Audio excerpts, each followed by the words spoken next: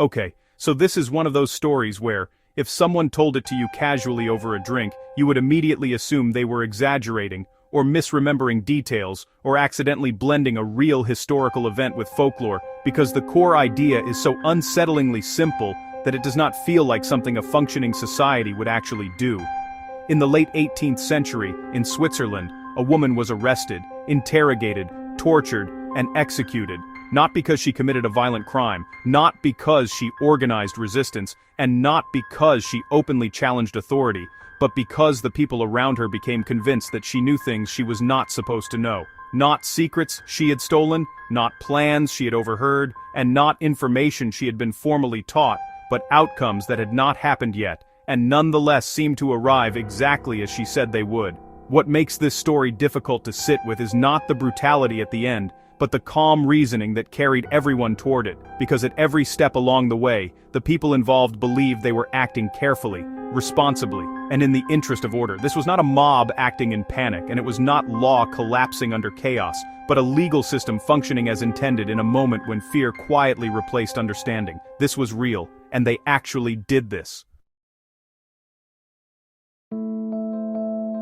Welcome to They Actually Did This, where history has a habit of sounding fake right up until you realize how thoroughly everything was documented. This channel exists because there is a particular kind of historical event that does not feel like a lesson or a warning, but instead feels like listening to someone carefully walk you through a series of reasonable decisions that only become horrifying once you reach the end and look back at how neatly they fit together.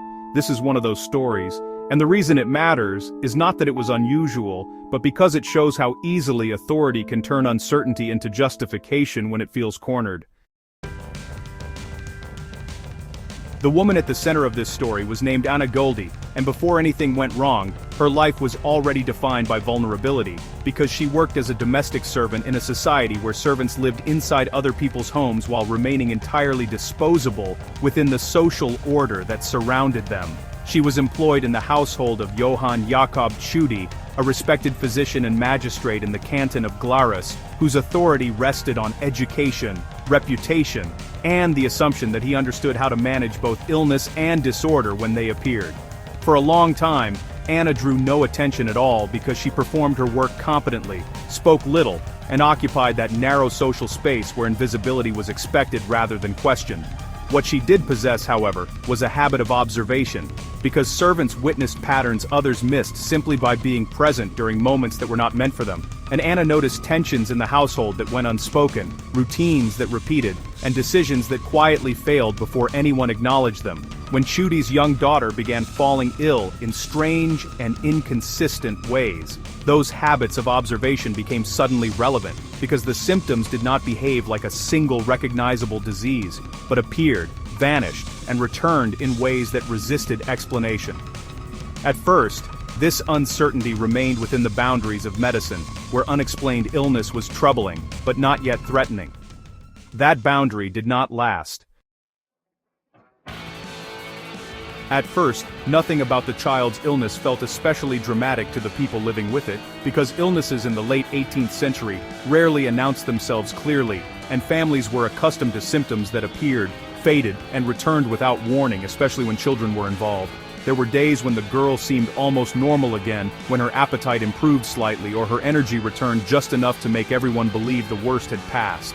And then, there were days when the symptoms resurfaced in ways that felt inconsistent and frustrating, rather than immediately terrifying, which meant the household slipped into a rhythm of cautious hope, followed by quiet disappointment. What made this exhausting rather than alarming was the lack of a clear explanation, because each improvement suggested progress, and each relapse undermined whatever theory had briefly seemed convincing, leaving everyone involved in a constant state of mental adjustment rather than outright panic. During this time, Anna Goldie continued her work while paying attention, because servants were expected to adapt to the household's needs without comment, even when those needs shifted unpredictably. She observed which days the child seemed weaker, which foods were avoided, how the adults spoke differently when they believed the child could not hear them, and how tension expressed itself, not through arguments, but through silence and shortened patience.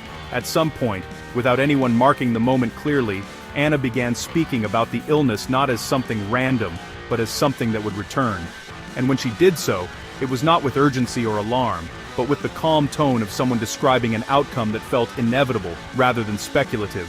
When those outcomes arrived after her remarks, coincidence initially provided comfort because coincidence allows people to preserve their belief that the world is still behaving normally, but repetition slowly eroded that comfort without ever offering a clear alternative explanation.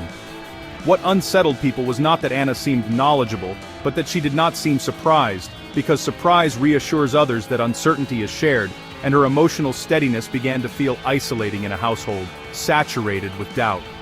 Over time, memory reorganized itself, because statements that once felt harmless began to feel oddly specific in hindsight, and casual remarks were replayed with new weight once a pattern began to form. No accusation existed yet, but attention had shifted, and attention is often the quiet beginning of suspicion.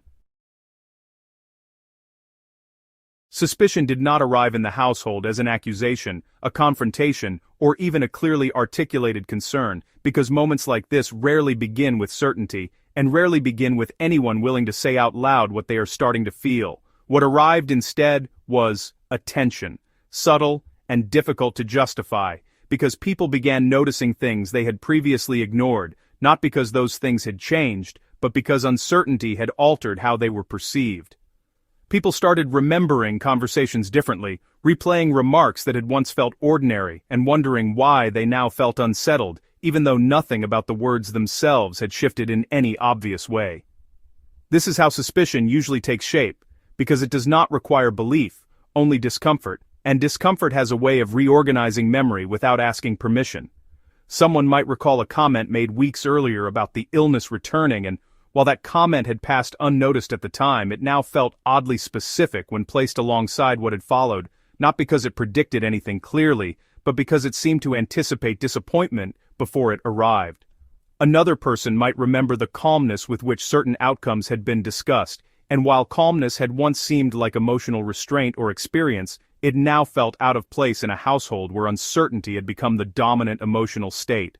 No one said this aloud, because naming discomfort gives it shape, and shape invites judgment, and judgment still felt premature. Instead, people watched. They noticed when Anna entered a room, and when she left it, not because they believed those movements mattered, but because once a person becomes associated with unsettling outcomes, attention gravitates toward them automatically, even when there's no conscious intention behind it. They notice tone more than content, posture more than words, and silence more than speech, because suspicion feeds on ambiguity, and ambiguity thrives where nothing can be conclusively explained. What made this especially dangerous was that nothing about this attention felt unreasonable, because people could always justify it to themselves as concern, curiosity, or vigilance, rather than fear. After all, something was wrong, and when something is wrong for long enough, watching feels responsible. Every ordinary action began to carry weight, because neutrality is difficult to sustain once a narrative begins forming. And actions that once blended into the background now stood out simply because they were being observed. If she spoke, it was possible to wonder whether she was influencing perception. If she remained quiet, it was possible to wonder whether she was withholding something. If she offered reassurance, it could feel premature.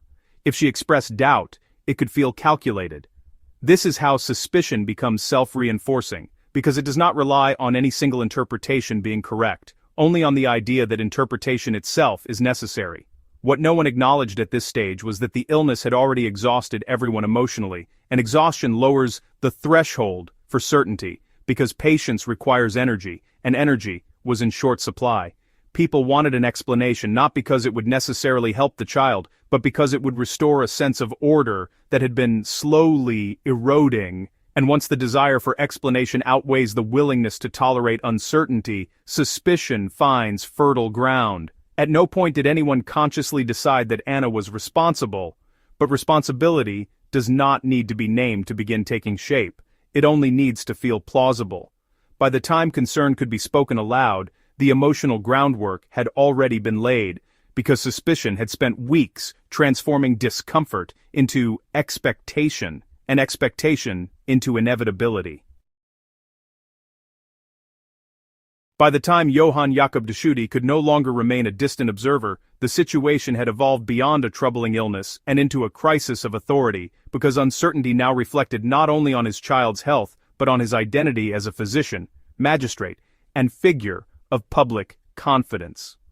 Authority at this time was personal and reputational, which meant that confusion carried consequences far beyond private discomfort, and the longer the situation remained unresolved, the more visible those limits became.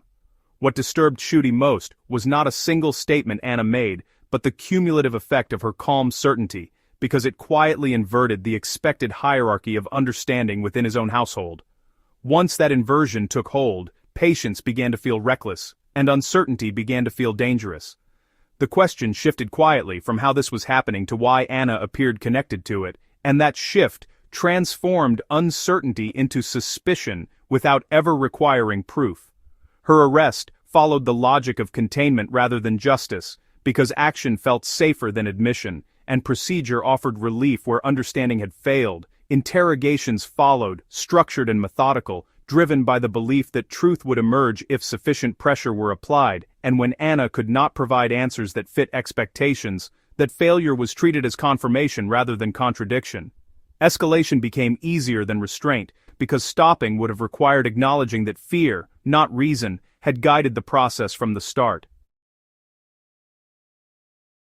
Once Anna Goldie was removed from the household and placed under formal questioning, the nature of the situation changed in a way that felt immediately reassuring to the people in charge, because uncertainty, which had previously drifted through private conversations and unspoken doubt, was now contained within a process that promised resolution if followed carefully enough. The procedure created the comforting illusion that confusion could be disciplined into clarity, and that if the right steps were followed in the right order, answers would eventually appear, whether or not anyone truly understood the problem.